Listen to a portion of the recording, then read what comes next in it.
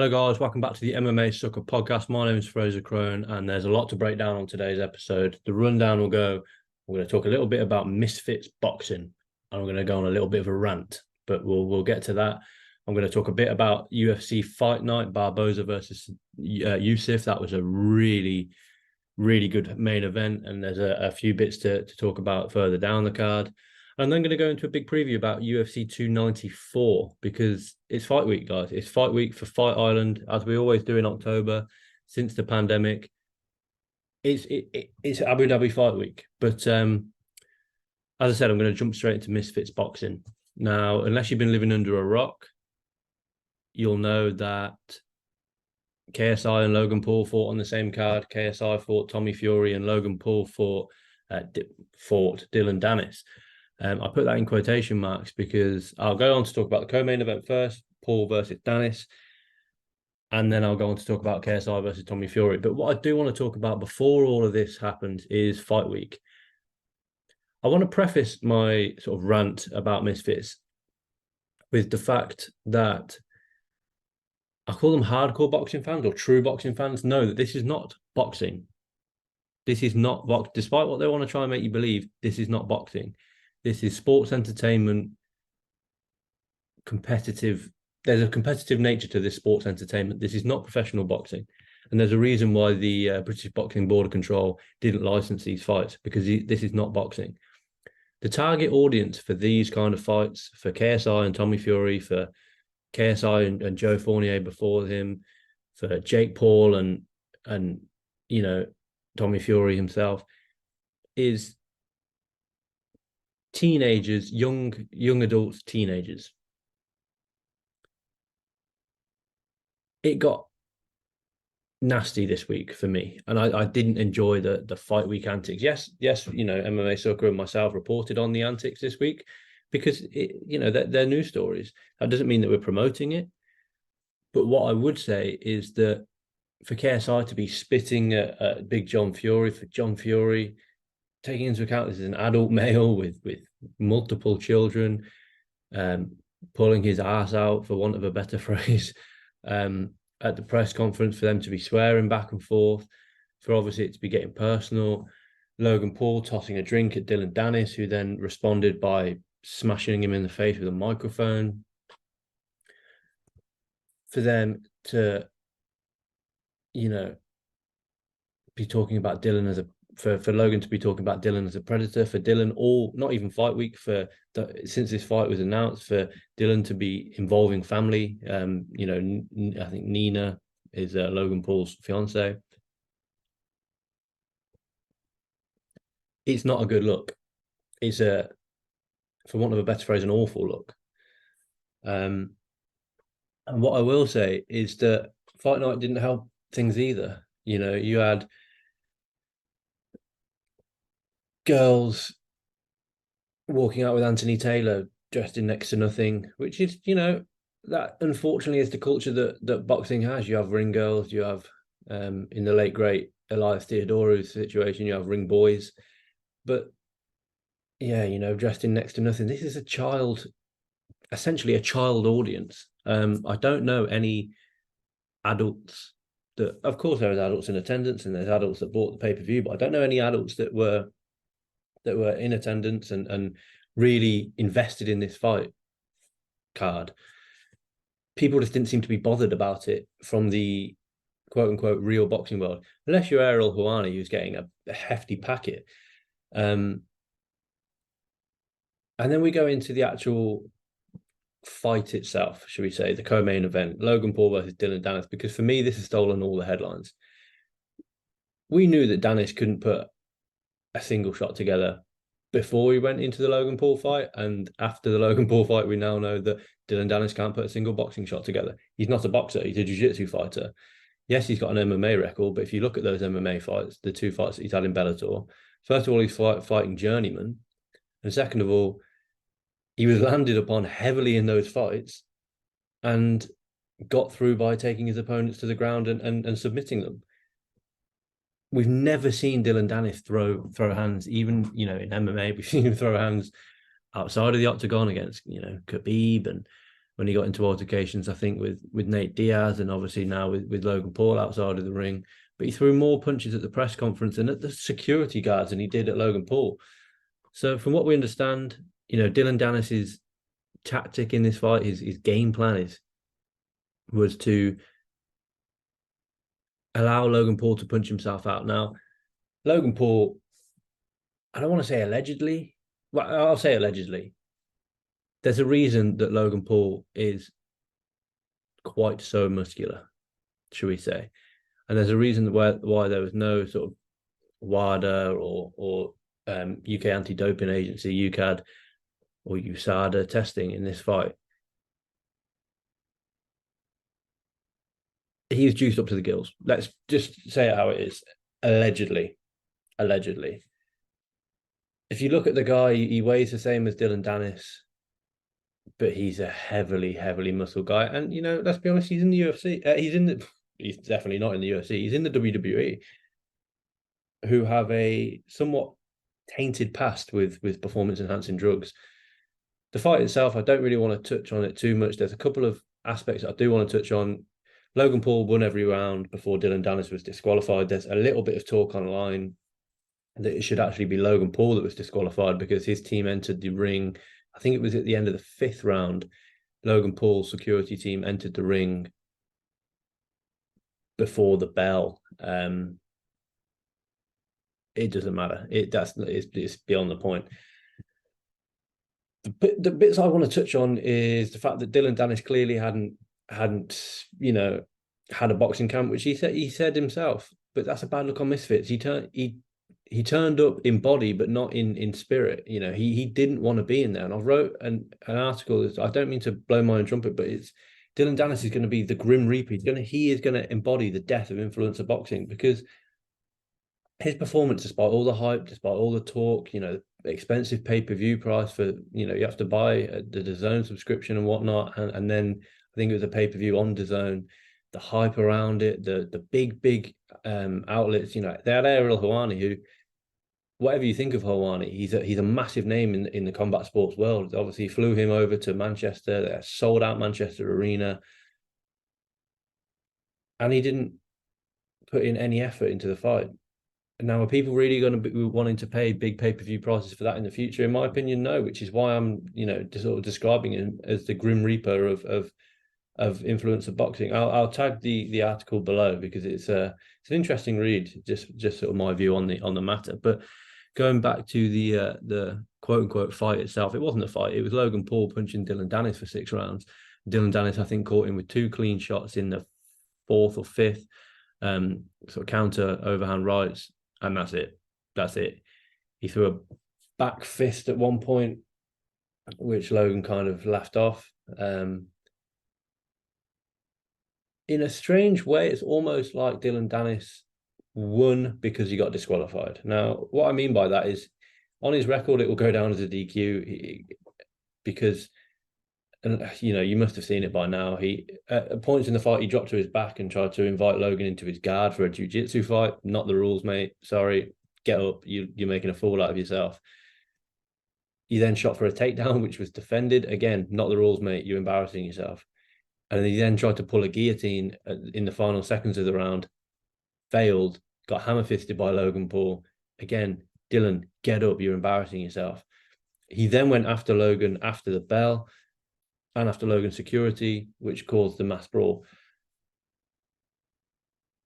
I tweeted something out because I just, it's a little side point. Jake Paul did a very controversial or sensible thing, depending on how you look at it.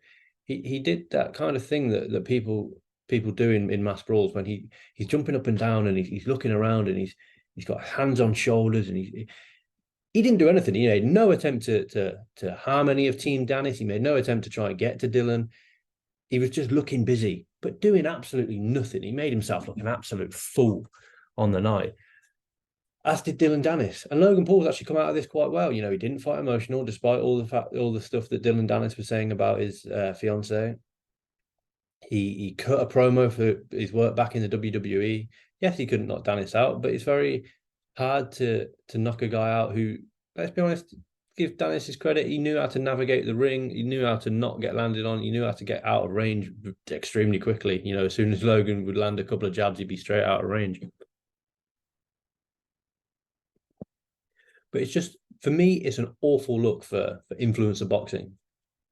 And this is why I think Dillon Danis will be the Grim Reaper. He'll be the death of influencer boxing. He'll orchestrate the death of influencer boxing, because I, for one, have, you know, I hold my hands up. I tuned into this fight. I was slightly interested in the narrative going into it. I couldn't be less interested in the next Misfits card or the next MVP, most valuable promotions. I've got no interest in it going forward, because you've got people like Dillon Danis who just don't put in the effort. There's people on the undercard that put in far more effort than Danis did, and yet he's probably got paid handsomely more than them. There's people on the undercard that are far better than him. Slim, I've always said, is that it could probably, you know, go and fight professionally. Wouldn't do, you know, he's not going to be a world champion. He's not going to be a British champion. He's probably not going to even be an area champion. But he's competitive. He's got a strange frame for the weight class, and he's clearly got power. He knocked out Salt Pappy at the weekend. That's a more competitive fight for me, Slim versus Logan Paul, than Logan Paul versus Dillon Danis. And I knew that going into the fight. The main event as well, for me, awful look, really bad look, horrible fight to watch, boring fight to watch. KSI versus Tommy Fury, as we know now, as of this morning, Tommy Fury beats KSI by unanimous decision. It was announced, I think, as a majority decision, and then it was they added up the scorecards wrong, which kind of tells you all you need to know about the night as a whole. Tommy Fury, I think he was 9-0 going into the fight. KSI coming off the back of a Muay Thai elbow to Joe Fournier, is what it is. Again, this fight we got a little bit, you know, I've touched on it already. It got a bit ugly, for want of a better phrase. You know, they're pushing on the perspex. Like John Fury is, for me, ruins fight weeks when he's around Tommy. Because, to be honest, because he just tries to steal the spotlight all the time. It might sound harsh. It's boring now. John Fury is boring now. He says he'll fight anyone, anytime, any place, anywhere, all this bollocks, and then he doesn't really, you know. For me, I think it's boring. It's not a good look. It's good for Tommy, because Tommy's not a great talker. But for me, it's boring. John Fury needs to be, you know, quieting down a little bit, and maybe not invited to every single. He doesn't need to come to the weigh-ins. He doesn't need to come to the press conference. He doesn't need to be interviewed after the fight. He doesn't need to be, you know, in the ring after the. Take a step back. You know, he's banned from America. Maybe have Tommy fight in America next. The fight itself, like I say, it was horrible to watch. KSI, there's so much controversy about KSI thinking that he won, and online I'm sure you'll see that KSI was robbed, because he used that word. He had the point deducted. Tommy had the point deducted for repeated blows to the back of the head of KSI, but KSI should have and didn't have a point deducted for the amount of holding that he was doing. He'd get in there with either a big looping straight right. He has the karate style of Michael Venom Page. If you look, he's on the side. He's on the side. His stance is side on, and he's constantly that front arm is very, very busy, very busy. Which is good when you're a mixed martial artist, because you can shoot for a takedown. You can, you know, if KSI had a little bit more skill, he'd jab to the body, he'd jab to the head. But no, he uses his style up on his toes and then loops him with the right hand and holds. And then backs up and does the same thing. He's back. He's out of range. He's active. It was a difficult fight to score. It was a boring fight. I think Tommy Fury should have won. I'll be honest, I don't really care. Tommy says he's going to go back to sort of professional, normal boxing, but then call out the Pauls again. I don't quite get that. And KSI, let's not forget, again, I want to reiterate and swing back around to, this is a teenage, younger audience. And KSI's, Oh, so he was quite honestly, and I have no real problems with this, but he was a sore loser in the moment, and it is what it is. He's trained for weeks and weeks and weeks. He's the headliner. He's spent copious amounts of cash. He's obviously he's lost to Tommy when he thought he might have won it, but be a bit of a role model for these younger kids. Kick off in the ring by all means. But then I saw a video of him being interviewed by speaking to Chris Eubank Jr. and another presenter, and they were talking about it. And Chris Eubank Jr. said, "Actually, I thought you won." And KSI, understandably angry, turns around and kicks the kicks the sort of the arena screen, as it were. Mate, you're 30 years old. Yes, you lost a fight, and yes, you're passionate about it, but do that in private. If you're going to do it at all, do it in private where you're not on camera, where you're not setting a bad example to these young kids that look up to you let's be honest, they look up to him as an idol. For me, Misfits, the prime card, had a lot of potential, and the aftermath of it is not for me. It's potentially the death of influence of boxing. But now let's go on to talk about some proper fighting, some competitive bouts. UFC Fight Night, Barboza versus Sodiq Yusuff. What a fight that main event was. I'm going to only touch on a few fights on this card because I really want to get into the 294 preview. But what a fight this was. How did Barboza survive that first round? Heavy shots were landed by Sodiq Yusuff. And against someone who, in Barboza, has been knocked out before. And now that being knocked out previously certainly sort of deteriorates the chin of an individual. I've just got the stats up here. Sodiq Yusuff outlanded Barboza in that first round, 42 significant strikes to 13, and almost all 42 of those strikes were punishing blows.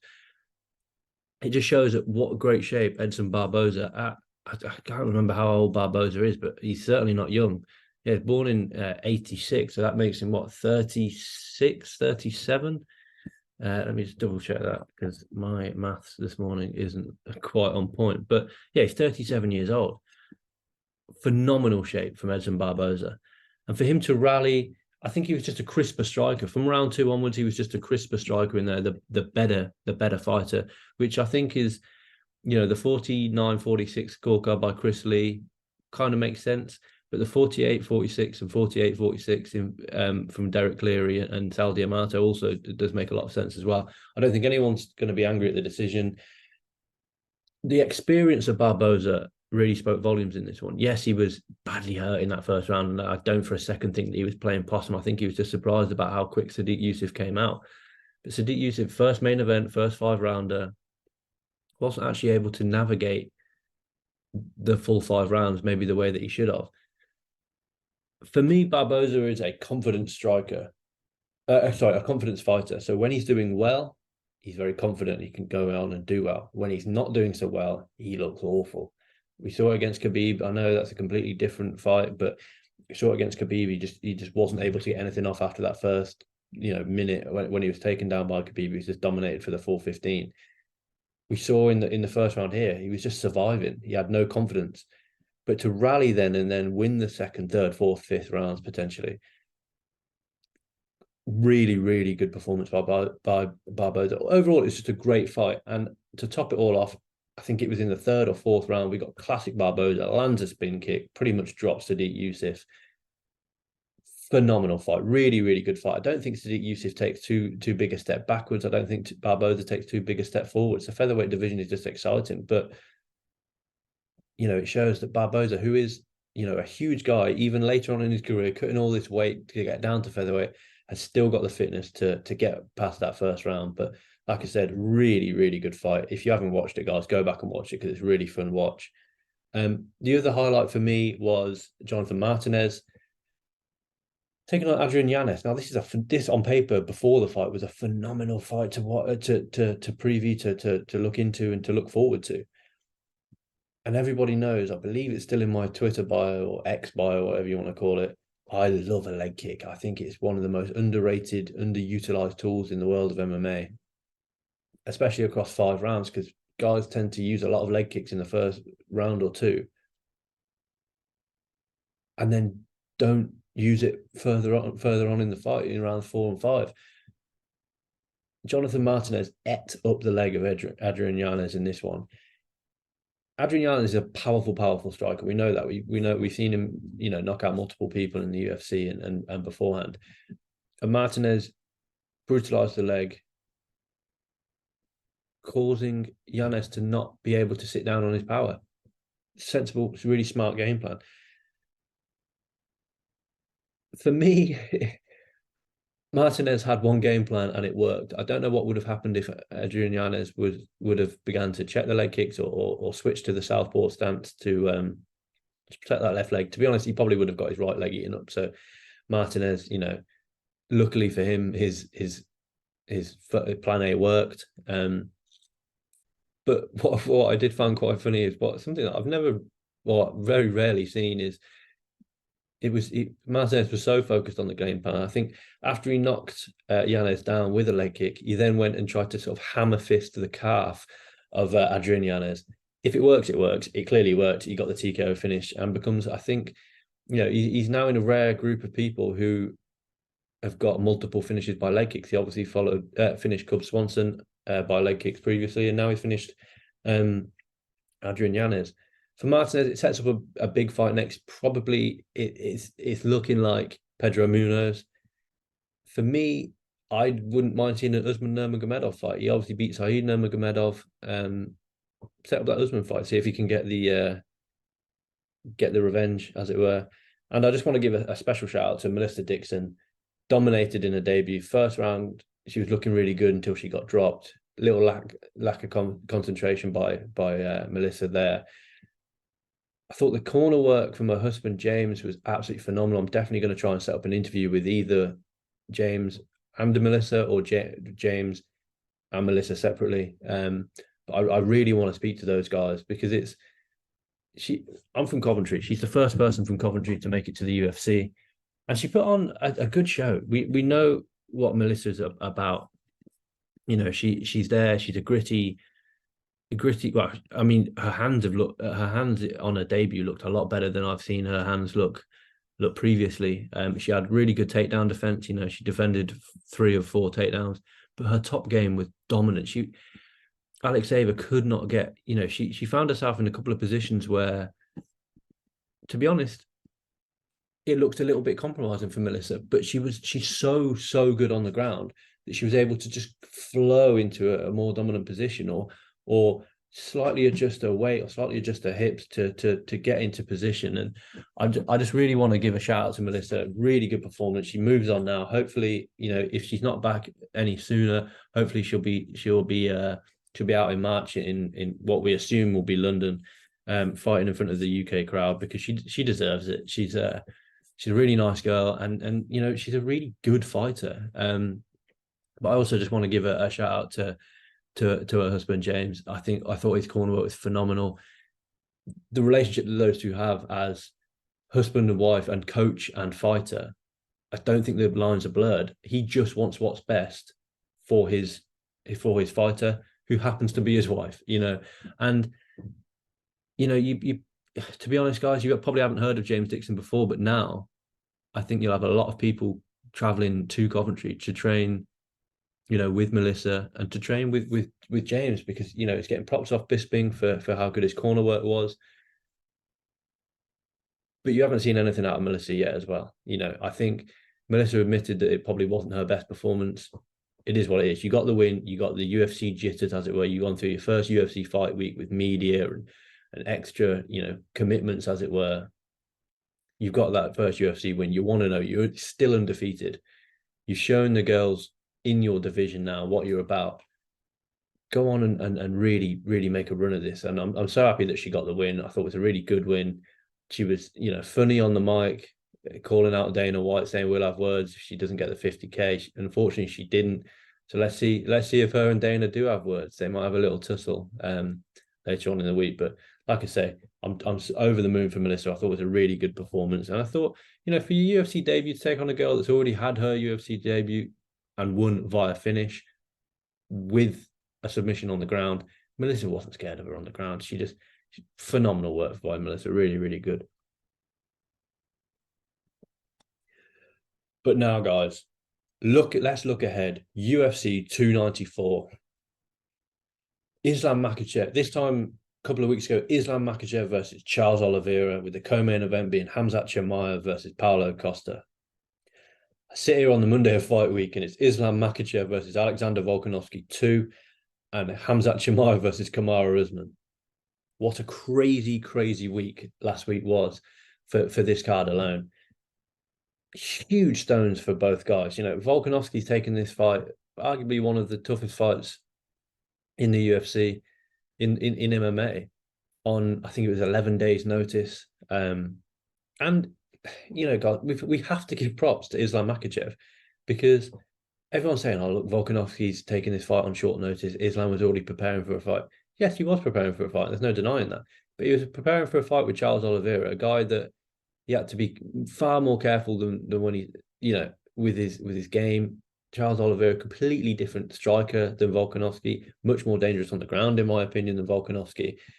And Islam Makhachev just takes it, just is not bothered. And, you know, everyone's giving Volkanovski props, and rightfully so. He deserves all the props in the world. But so does Islam Makhachev. You know, let's give Islam Makhachev a pat on the back, because he's also come in to save this card as well. Because he could have easily said, look, I need a whole camp for someone like Volkanovski. Our last fight was extremely close.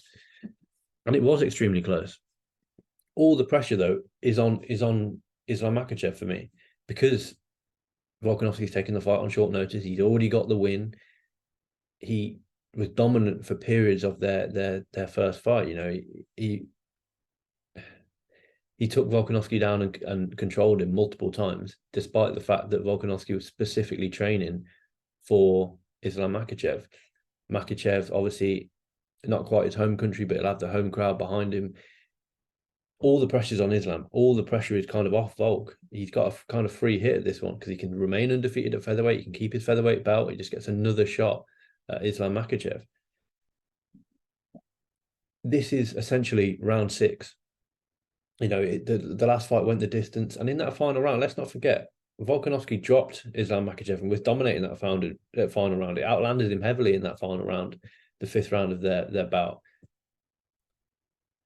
What's Makhachev's, you know, psychology? What's his mental going into this one? Because it's a completely different fight for Makhachev, like I say. But he's been in there with Volkanovski. His last fight was Alexander Volkanovski. Volkanovski's had a fight in between, you know, dropping the first fight to Islam Makhachev, and that was in February of this year. Volk fought in July, and now he's stepping in again in October. He fought in July against Yair Rodriguez. Again, a completely different. It's not like he can use any of the same sort of game plan, as it were, for that he used against Yair Rodriguez against Islam Makhachev, because they're completely different fighters. Makhachev is essentially a wrestler. Yair Rodriguez is a really good taekwondo striker. I don't know how this one's going to go. I'm leaning towards Makhachev, purely because of, you know, he just the mental. He's got a lot of pressure on his shoulders, and I think he's going to thrive under that pressure. What I would say is that I don't think he's got the power to knock Volkanovski out. I don't think Volkanovski's got the power to knock Islam Makhachev out. What I can see this one being, unfortunately, is quite a boring fight. And now that might sound controversial, because you've got two very exciting guys in there.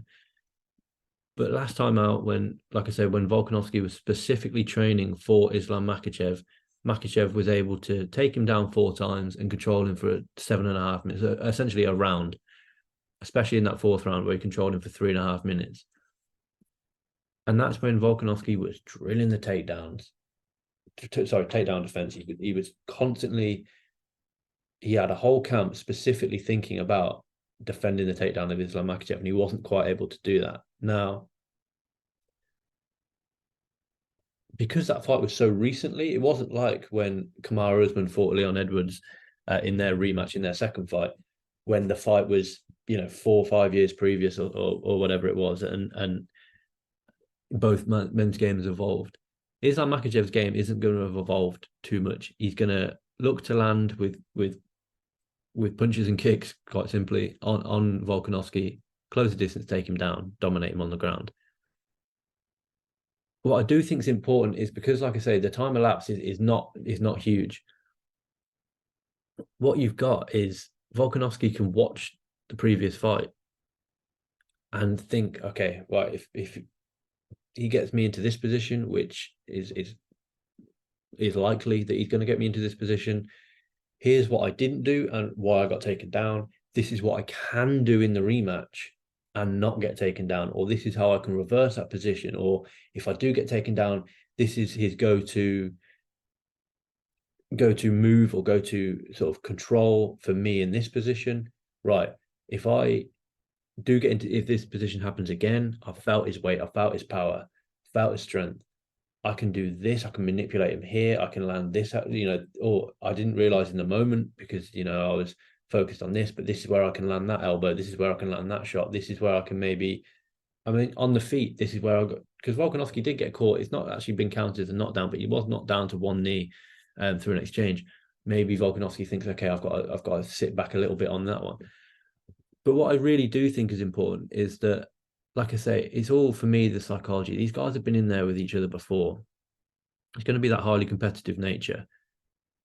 And yet, all the pressure's on Islam Makhachev. And I do think Islam Makhachev may win quite a boring decision, but it really would not surprise me if Volkanovski just turns up, just comes in short notice. Probably, he probably, he had to book a last minute flight. He's probably had to, message coaches saying, look, have you got anything on this weekend? Because I've got this fight with Islam. He's not going to be, he's not going to let the moment get to him. I've lost to this guy before. Oh God, I'm nervous about potentially losing to this guy again. He's going to go in there with a vengeance. He's going to want to get revenge, and he's going to have no pressure. He's going to sort of just get caught up in the fight week antics. I'm so excited for this fight week, guys. Keep it locked to MMA Soccer because there's plenty of content coming out. But it's not just the main event. The co-main event for me is phenomenal. It's such a good fight. It's very rare that after two fighters in the main and co-main events pull out, I'm more excited for the replacement fighters. And yet in this case, in both cases, in the main event with Volk and in the co-main event with Usman, I'm more excited than I was for the original matchups. Kamaru Usman versus Khamzat Chimaev at middleweight. That's important, at middleweight. Kamaru Usman will not have to cut an awful lot of weight now to get down to 185, or not cut nearly as much weight as he would ordinarily to get down to 170. 15 extra pounds, or 15 pounds that he doesn't have to cut. What shape is Usman going to be in when we get to it? I'm not quite sure. This is the first time we've seen Usman in a 3-round fight for, I can't remember his last 3-round fight. That's how long ago it was.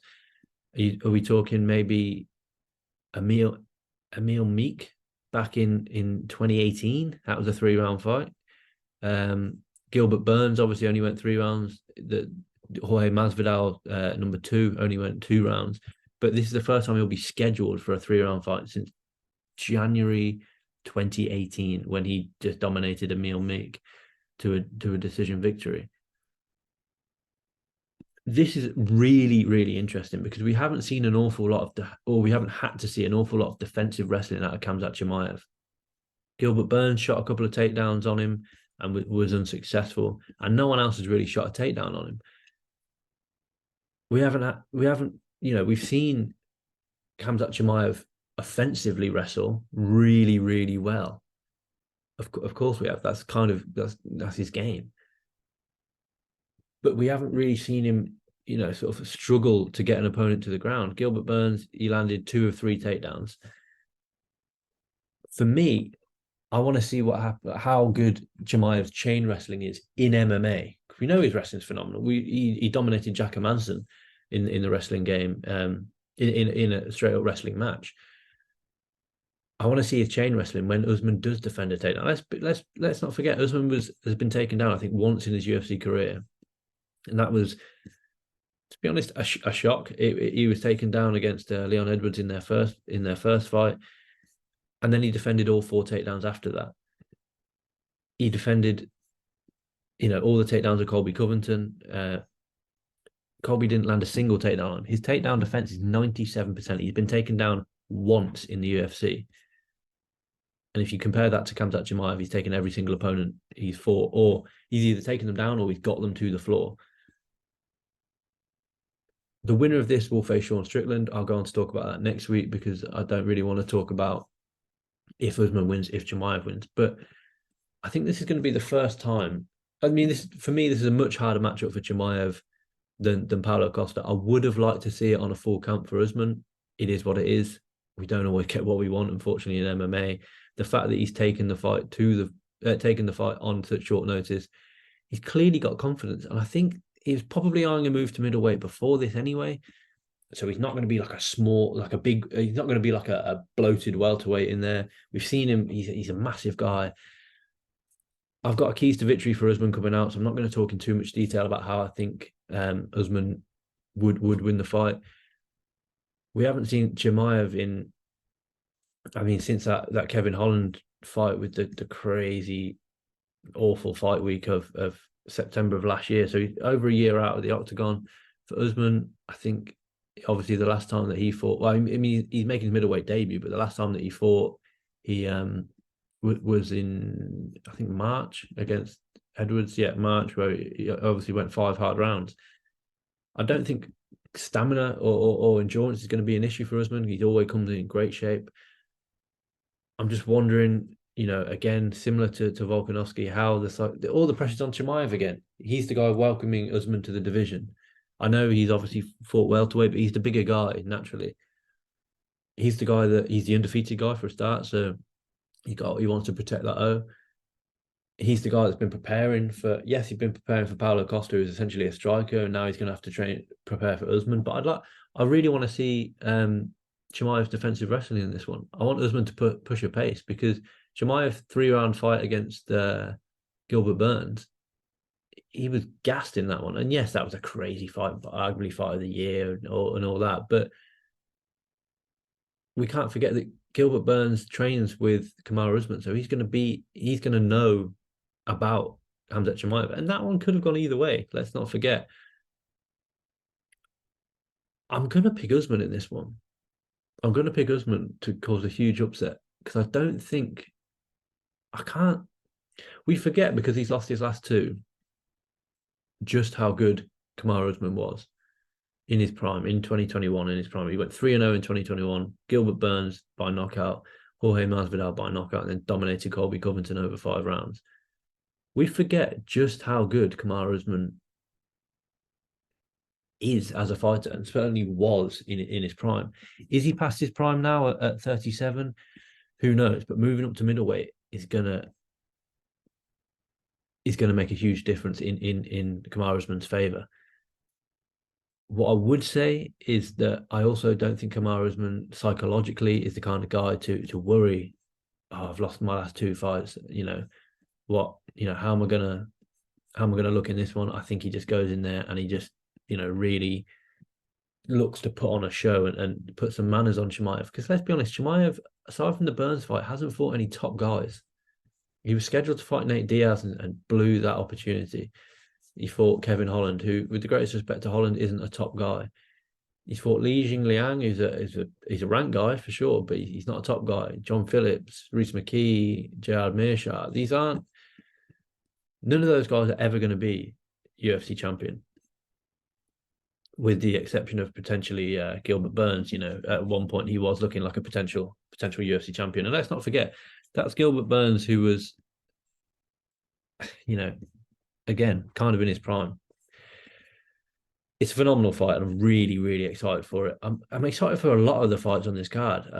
I'll just touch on a couple of them. Magomed Ankalaev versus Johnny Walker. Ankalaev coming off that draw with Jan Blachowicz last time out. Boring fight is what it is. He'll be looking to put on a show against Johnny Walker, who is 3-0 at the moment in his last 3. Iron Kutalaba, Paul Craig, and he beat Anthony Smith by decision in May.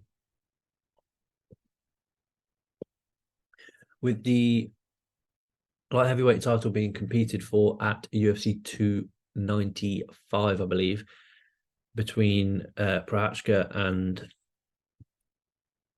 Alex Pereira, I forgot his name. Yeah, Prohachka and Pereira. It's exciting. It's really exciting. These two got Ankalaev's going to be coming into this one, I think, pretty pissed off because he probably thinks he deserved a shot at the title. You know, he drew when he had the chance to compete for a title, and you know it never came quite to fruition. Like I said, I think he's going to come into this one a little bit pissed off. I think he's going to probably dominate Johnny Walker. I am interested though because Ankalaev, we've seen him be caught before, and Johnny Walker strikes like nobody that we've ever seen. So that one's an exciting one to keep an eye out for.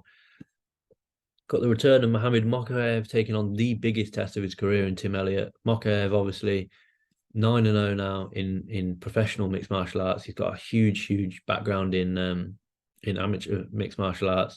23 years of age, 9-0.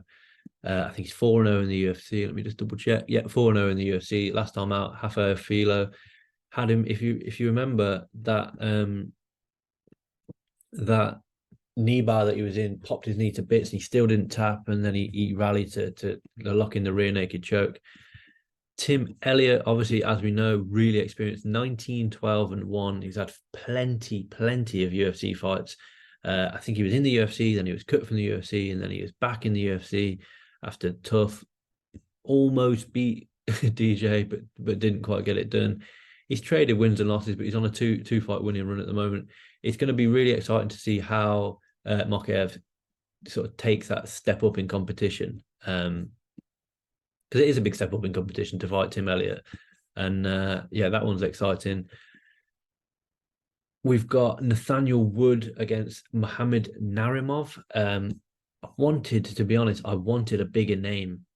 I really wanted a bigger name for Nathaniel Wood, but Narimov, he's on a 4-fight win streak. Last time out, he finished Jamie Malarkey, who's notoriously difficult to finish. It's a dangerous fight for Wood to take. Wood, since moving up to featherweight, flawless. Charles Rosa, Charles Jourdain, and Andre Fili literally has looked flawless in all of those fights. I really want Nathaniel to get the win in this one because I think then he can push into the sort of into the question, as it were, for at least a ranking. Or I'm talking fight night main events for Nathaniel. I think he's that god. He's that good. We've got Bruno Silva on the card, always an exciting fighter. Obviously went the distance with Alex Pereira at middleweight. Always an exciting fighter. Taking on Sharabuddin Magomedov, 11-0, highly touted. Really highly touted mixed martial artist, fighting, I think, out of Russia. He's exciting. He's 11-0 with 10 finishes. He's only been to a decision once, and that was in December of last year. And then he returned a week later and knocked his opponent out.